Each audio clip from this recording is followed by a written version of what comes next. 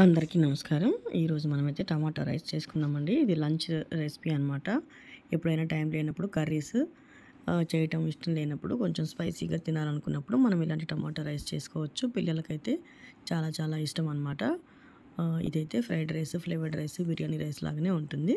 దీనికోసం అయితే ఒక ప్యాన్ తీసుకొని ఒక 2 గంటల వరకు ఆయిల్ యాడ్ చేసుకోవాలి. స్టవ్‌ని మీడియం స్టవ్‌లో పెట్టేసుకొని దీన్ని కుక్ చేసుకోండి.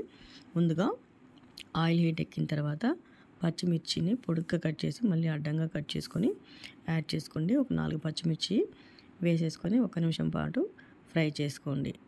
ఇలా పచ్చిమిర్చి కొద్దిగా వేగుతున్నప్పుడు దీంట్లోకి మనం ఆనియన్స్ కూడా వేసుకుందాం. ఆనియన్స్ని అయితే ఒక పెద్ద పెద్ద 2 ఆనియన్స్ని తీసుకొని పొడుగ్గా కట్ చేసుకోండి.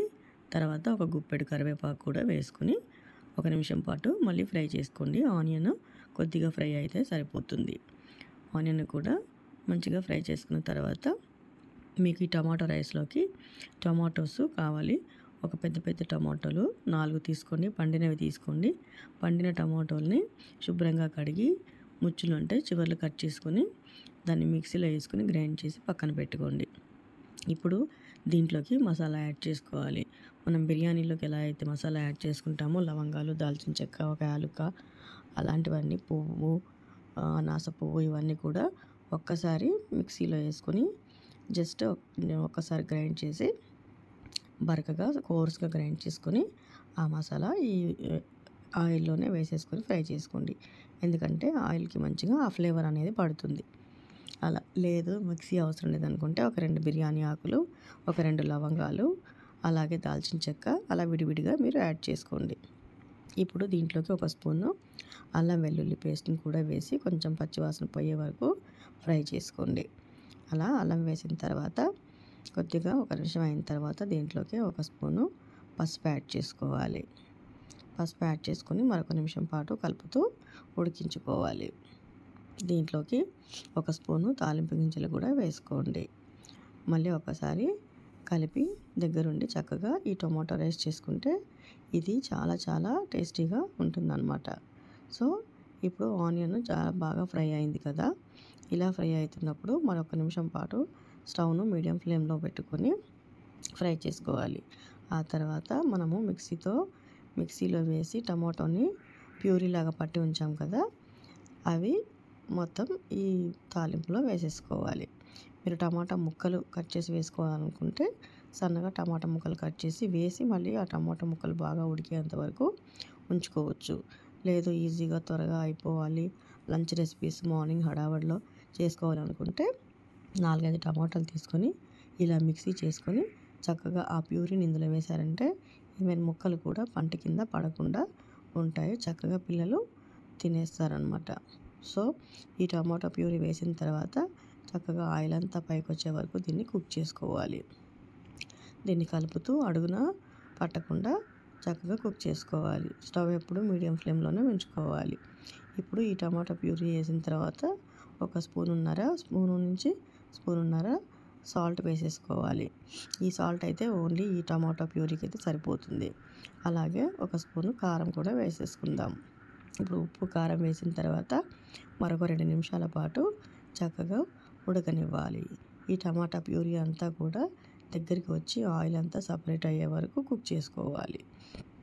ఇప్పుడు బాగా కుక్ అవుతుంది కదా, మళ్ళీ ఒకసారి కలుపుకొని మరొక 2 నిమిషాలు అలాగే కుక్ చేసుకుందాం. మీ దగ్గర కొత్తిమీర ఉంటే ఇప్పుడే యాడ్ చేసుకోండి. అలాగే గరం మసాలా కూడా యాడ్ చేసుకోవచ్చు. ఫ్లేవర్డ్ రైస్ కాబట్టి మసాలాలన్నీ మనం యాడ్ చేసుకోవచ్చు. ఇలా ఉడుకుతూ ఉన్నప్పుడు మనం మళ్ళీ ఒకసారి అడ్జస్ట్ చేసుకొని స్టవ్ని ఇది బాగా కుక్ అయ్యే వరకు ఉంచుకోవాలి. మీరు ఈ టమాటో రైస్ కోసం ముందుగానే రైస్ని ఉడికించి పెట్టుకోవాలి.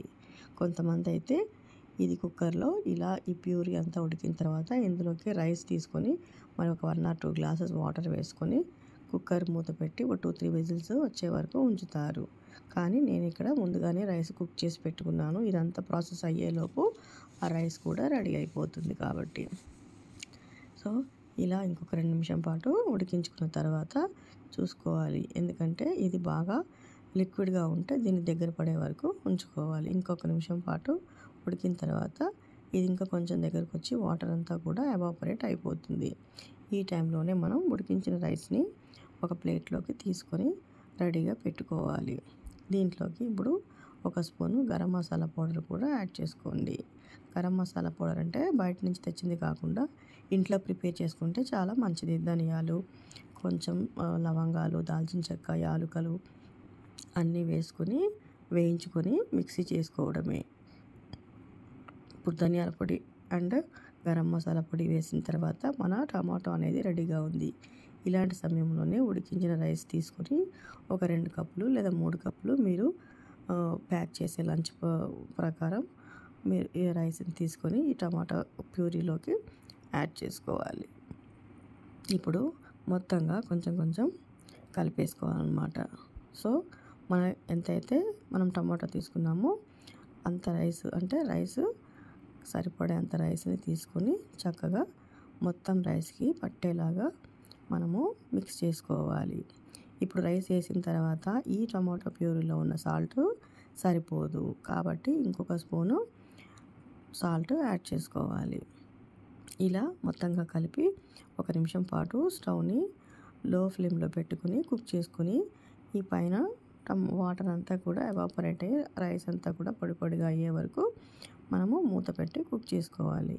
అప్పుడు మన ఫ్లేవర్డ్ రైస్, టమాటో రైస్ చక్కగా రెడీ అయిపోతుంది. ఇలా ఈజీగా పిల్లలకి లంచ్లోకి ప్రిపేర్ చేసుకోవచ్చు. మెంతి రైస్, టమాటో రైస్, కరివేపాకు రైస్, అలా గ్రీన్ రైస్, పుదీనా రైస్, క్యారెట్ రైస్ ఇలా పిల్లలకి ఈజీగా మనం కుక్ చేస్తే వాళ్ళకి హెల్త్, టేస్ట్ ఉంటుందన్నమాట. డైరెక్ట్గా కుక్ చేస్తే లీఫీ వెజిటబుల్స్ తిన్నారు కాబట్టి ఇలా కుక్ చేసి పెట్టండి. Thank you for watching.